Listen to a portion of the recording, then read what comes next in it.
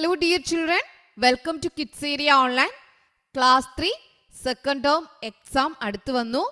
ഇന്ന് നമ്മൾ മലയാളം പഠിക്കാൻ പോവാണ്. നിങ്ങൾ റെഡിയാണോ? റെഡിയാണ്. അങ്ങനെയാണെങ്കിൽ എന്ത് ചെയ്യുക? ടീച്ചർ പറയുന്നത് നിങ്ങൾ ബുക്കിൽ എഴുതിയെടുക്കുക. ബുക്കിൽ എഴുതിയെടുത്ത് കഴിഞ്ഞാലോ നിങ്ങൾക്ക് എക്സാമിന് പോകുന്നതിന് മുൻപേ വേഗത്തിൽ ഓടിച്ചു നോക്കാനായിട്ടൊക്കെ കഴിയും. നിങ്ങൾക്ക് വായിച്ചു നോക്കാനും കഴിയും. ഓക്കെ, അപ്പോൾ നമുക്ക് ക്ലാസ്സിലേക്ക് പോവാം. കിഡ്സ് ഏരിയ ഓൺലൈൻ കുട്ടികൾക്കായി കേരള സ്റ്റേറ്റ് സിലബസ് പഠിക്കുന്ന കുട്ടികൾക്കായി തേർഡ് ടേം ട്യൂഷൻ സ്റ്റാർട്ട് ചെയ്യുന്നത് ഡിസംബർ 29 തിങ്കൾ ആണ്. STD3 ട്യൂഷൻ ഡിസംബർ 29 തിങ്കൾ. STD1 ക്ലാസ് 1 മുതൽ ക്ലാസ് 5 വരെയുള്ള കുട്ടികൾക്ക് കിഡ്സ് ഏരിയ ഓൺലൈൻ ട്യൂഷൻ നൽകുന്നു. മൺഡേ മുതൽ ഫ്രൈഡേ വരെ 1 അവർ ലൈവ് ക്ലാസ്സസ് ആണ് വരുന്നത്. താല്പര്യമുള്ളവർക്ക് ജോയിൻ ചെയ്യാം. ജോയിൻ ചെയ്യാനായി ഇവിടെ നൽകിയിട്ടുള്ള വാട്സപ്പ് നമ്പറിൽ മെസ്സേജ് അയക്കാവുന്നതാണ്. ഇംഗ്ലീഷ്, മലയാളം, ഹിന്ദി ഇങ്ങനെയുള്ള സബ്ജക്ട്സ് വായിക്കാൻ ബുദ്ധിമുട്ടുള്ള ഒത്തിരി കുട്ടികളുണ്ട്. അവർക്കായിട്ട് kids area online special classes നൽകുന്നുണ്ട്. റീഡിംഗ് ആൻഡ് റൈറ്റിംഗ് ക്ലാസ്സസ് അത് വരുന്നത് ഏപ്രിൽ മെയ് വെക്കേഷനിലാണ്. ഇപ്പോഴത്തെ ക്ലാസ്സിൽ അഡ്മിഷൻ കഴിഞ്ഞു. അടുത്ത ബാച്ച് സ്റ്റാർട്ടാകുന്നത് ഏപ്രിൽ മെയ് വെക്കേഷൻ ഏപ്രിലാണ്. അപ്പോൾ അതിന് മുൻപ് അഡ്മിഷൻ എടുക്കണം. താല്പര്യമുള്ളവർ ഇപ്പോഴേ അത് ഓർമ്മയിൽ വയ്ക്കുക. ഇവിടെ നൽകിയിട്ടുള്ള വാട്സപ്പ് നമ്പറിൽ മെസ്സേജ് അയച്ച് അഡ്മിഷൻ എടുക്കാവുന്നതാണ്. 9746487799 ഇതാണ് വാട്സപ്പ് നമ്പർ.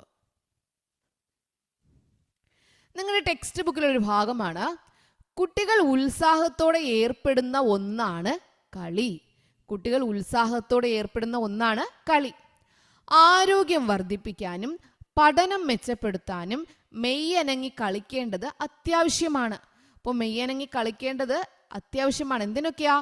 ആരോഗ്യം വർദ്ധിപ്പിക്കാനും പഠനം മെച്ചപ്പെടുത്താനും. അപ്പോൾ കളി എന്ന് പറയുന്നത് കുട്ടികൾക്ക് ഏറ്റവും ഇഷ്ടമുള്ള കാര്യമാണ്.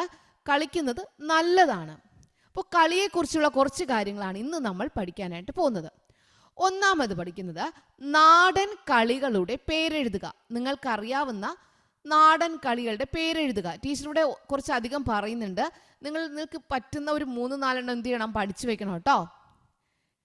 കസേര കളി, കുട്ടിയും കോലും, വടം വലി, കബഡി, കള്ളനും പോലീസും, ഈർക്കിൽ കളി, തലപ്പന്തുകളി, തൊട്ടുകളി, കുളംകര, കണ്ണുകെട്ടിക്കളി. ഇങ്ങനെ ഇതുപോലെ ഒത്തിരി കളികളുണ്ട് കേട്ടോ. വള്ളംകളി, അങ്ങനെ ഒത്തിരി കളികൾ ഇനിയും ഉണ്ട്.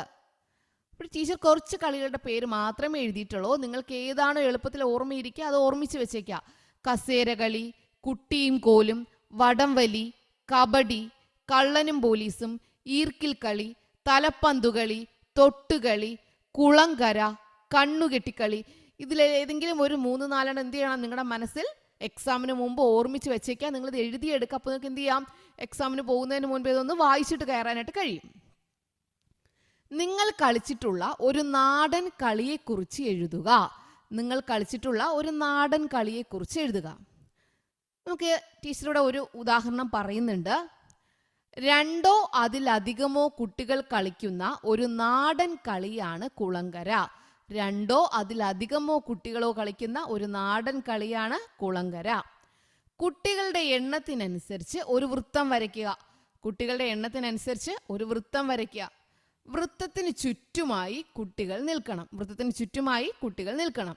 വൃത്തത്തിന് നടുവിലായി ഒരു നേതാവും. നേതാവാണ് കളി നിയന്ത്രിക്കുന്നത്. ഈ വൃത്തത്തിന് നടുവിൽ ഒരു നേതാവ് നിൽക്കണം. ആ നേതാവാണ് കളി നിയന്ത്രിക്കുന്നത്. വൃത്തത്തിന് ഉൾവശം കുളവും പുറഭാഗം കരയുമായി സങ്കല്പിക്കണം. വൃത്തത്തിന്റെ ഉൾവശം കുളവും പുറം ഭാഗം കരയുമായി സങ്കല്പിക്കണം.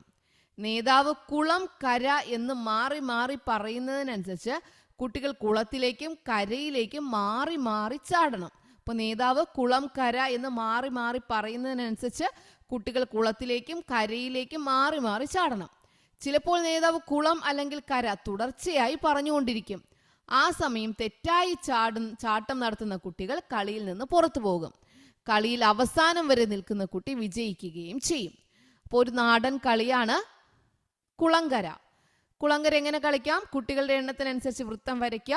വൃത്തത്തിന് ചുറ്റുമായിട്ട് കുട്ടികൾ നിൽക്കണം. വൃത്തത്തിന് നടുവിൽ ഒരു നേതാവ് നിൽക്കണം. നേതാവാണ് കളി നിയന്ത്രിക്കുന്നത്. വൃത്തത്തിന് ഉൾവശം കുളവും പുറഭാഗം കരയുമായി സങ്കല്പിക്കണം. നേതാവ് കുളം കര എന്ന് മാറി മാറി പറയുന്നതിനനുസരിച്ച് കുട്ടികൾ കുളത്തിലേക്കും കരയിലേക്കും മാറി മാറി ചാടണം. ചിലപ്പോൾ നേതാവ് കുളം അല്ലെങ്കിൽ കര തുടർച്ചയായി പറഞ്ഞുകൊണ്ടിരിക്കും. ആ സമയം തെറ്റായ ചാട്ടം നടത്തുന്ന കുട്ടികൾ കളിയിൽ നിന്നും പുറത്തു പോകും. കളിയിൽ അവസാനം വരെ നിൽക്കുന്ന കുട്ടി വിജയിക്കുകയും ചെയ്യും. അപ്പോൾ ഇതാണ് ഒരു നാടൻ കളി. കുളം കര എന്ന നാടൻ കളിയെ കുറിച്ചാണ് എഴുതിയത്. നിങ്ങളുടെ ഒരു കളി അനുഭവം പങ്കുവയ്ക്കുക. നിങ്ങളുടെ ഒരു കളി അനുഭവം. ഇവിടെ ടീച്ചർ ഒരു അനുഭവം എഴുതുന്നുണ്ട്. നിങ്ങൾ നിങ്ങളുടെ അനുഭവം എഴുതുക. നിങ്ങൾക്കൊന്നും കിട്ടിയില്ലെങ്കിൽ ഇതിൽ നിന്നുള്ള ആശയം നിങ്ങൾക്കെടുത്ത് ഈ ഒരു രീതിയിൽ എഴുതാവുന്നതാണ്. ശിശുദിനത്തിന് ഞങ്ങളുടെ നാട്ടിൽ കുട്ടികൾക്കായി ഒരു മത്സരം നടത്തി. കണ്ണുകെട്ടി കളിയായിരുന്നു ആ മത്സരം. മത്സരത്തിൽ ഞങ്ങൾ 10 പേർ ഉണ്ടായിരുന്നു. അതിൽ ഒരാളുടെ കണ്ണ് കെട്ടി. മറ്റു 9 പേർക്ക് അടിയിൽ പീപ്പിയുള്ള ഷൂ നൽകി. ഒരു വട്ടം വരച്ച് ഞങ്ങളെ അതിനുള്ളിൽ നിർത്തി. കണ്ണു കെട്ടിയിരിക്കുന്ന കുട്ടി ഞങ്ങളെ പിടിക്കാനായി വരും.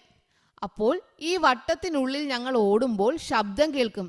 ആ ശബ്ദം കേട്ട് പിടിക്കാൻ വരുന്ന കുട്ടി ഞങ്ങളെ വേഗത്തിൽ പിടിക്കും. വട്ടത്തിന് പുറത്തായാലും ഞങ്ങളെ പിടിച്ചാലും ഞങ്ങൾ കളിയിൽ നിന്നും പുറത്താകും. ആ കളിയിൽ എനിക്ക് അവസാനം വിജയിക്കാൻ കഴിഞ്ഞു. അന്നത്തെ കണ്ണുകെട്ടിക്കളി വളരെ രസകരമായിരുന്നു.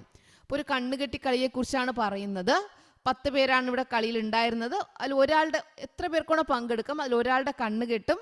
മറ്റേ ആൾക്കാരുടെ കാലിൽ എന്തുണ്ട്? പീപ്പിയുടെ ഷൂ ഉണ്ട്. അപ്പോൾ ഒരു ഓടുമ്പോൾ ശബ്ദം കേൾക്കും. ആ ശബ്ദം കേട്ടിട്ട് പിടിക്കാൻ വരുന്ന കുട്ടി വേഗത്തിൽ പിടിക്കും. അങ്ങനെ പിടിക്കാതെയും വട്ടത്തിന്റെ പുറത്തു പോകാതെയും അവസാനം വരെ നിൽക്കുന്ന കുട്ടി എന്ത് ചെയ്യും? ഈ കളിയിൽ വിജയിക്കും. അങ്ങനെ ഇവിടെ ഈ കുട്ടിക്ക് വിജയിക്കാൻ കഴിഞ്ഞു. അന്നത്തെ കണ്ണുകെട്ടിക്കളി വളരെ രസകരമായിരുന്നു. അപ്പൊ ഇതാണ് കളി അനുഭവം. അപ്പൊ ഇന്ന് നമ്മൾ 3 കാര്യങ്ങൾ പഠിച്ചു. നാടൻ കളികളുടെ പേര്, നാടൻ കളികൾ ഏതൊക്കെയാണെന്ന് പഠിച്ചു.